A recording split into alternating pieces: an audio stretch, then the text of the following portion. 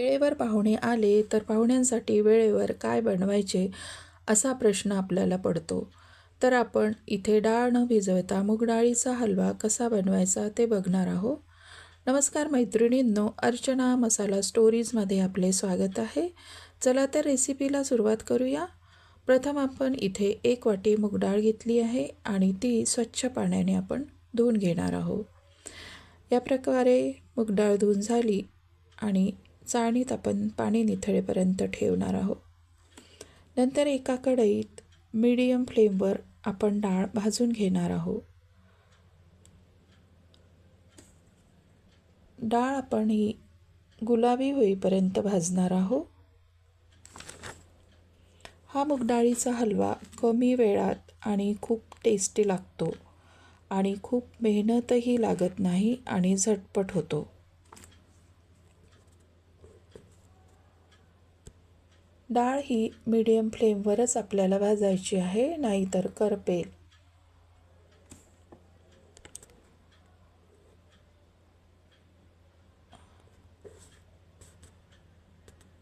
अशा प्रकारे लालसर आपण डाळीला भाजून घेणार आहोत.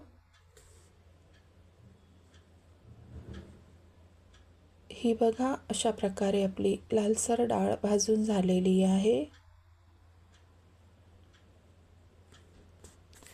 डाळ भाजून झाली की मिक्सरच्या भांड्याला आपण डाळ वाटून घेणार आहोत. डाळ ही रव्याप्रमाणे जाडसर वाटून घ्यायची आहे. या प्रकारे डाळ वाटून झाली की कढईत अर्धी वाटी तूप घालून आपण डाळीचं पीठ भाजून घेणार आहोत. हे पीठसुद्धा आपण मीडियम फ्लेमवरच भाजणार आहोत. हे डाळीचे पीठ तयार करून आपण फ्रीजमध्ये ठेवून केव्हाही हलवा बनवू शकतो.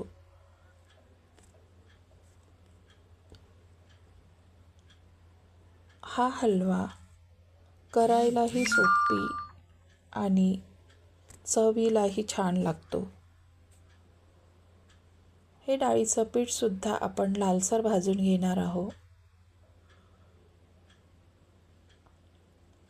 अशा प्रकारे आपण हे डाळीचं पीठ लालसर भाजलेलं आहे. यात आपण 1 लिटर दूध थोडे थोडे करून घालणार आहोत. 1 वाटी डाळीला 1 लिटर दूध पुरेसे आहे. अशा प्रकारे आपण थोडे दूध घातलेले आहे आणि मिक्स केलेले आहे. तर हे पिठाला आपण याप्रमाणे शिजवून घेणार आहोत. आता हे दूध इथे आटलेलं आहे. परत आपण दूध घालून परतून घेणार आहोत. अशा प्रकारे आपण मिक्स केलेलं आहे.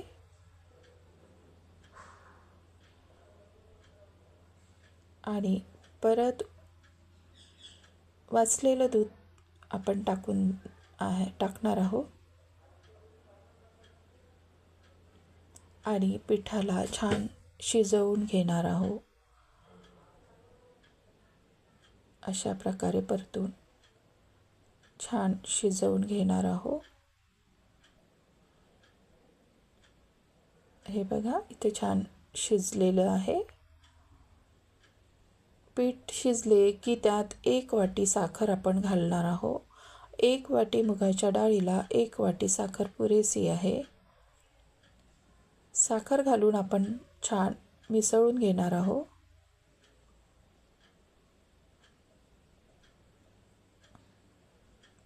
छान मिसळले की खमंग असा सुटसुटीत हा हलवा बनतो.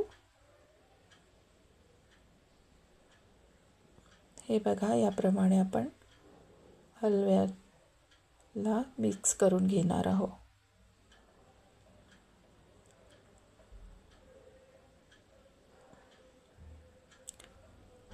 हलवा छान मिसळला की तो लालसर दिसतो.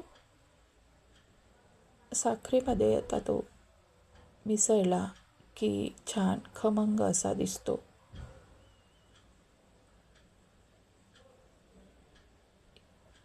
इथे आपला हलवा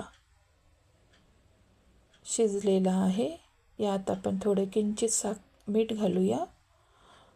हलव्यामध्ये किंवा गोड पदार्थामध्ये किंचित मीठ घातले की गोड पदार्थाची चव वाढते आणि गोड पदार्थ चविष्ट लागतो. हलवा झाला की त्यात बदाम आणि काजूचे काप आपण घालणार आहोत आणि मिक्स करून घेणार आहोत. थोडी वेलची पूडसुद्धा घालायची आहे. माझ्याकडून वेलची पूडची व्हिडिओ स्किप झालेला आहे. तर तयार आहे आपला मुगाच्या डाळीचा हलवा. रेसिपी आवडली तर सबस्क्राईब करा आणि लाईक करायला विसरू नका. धन्यवाद.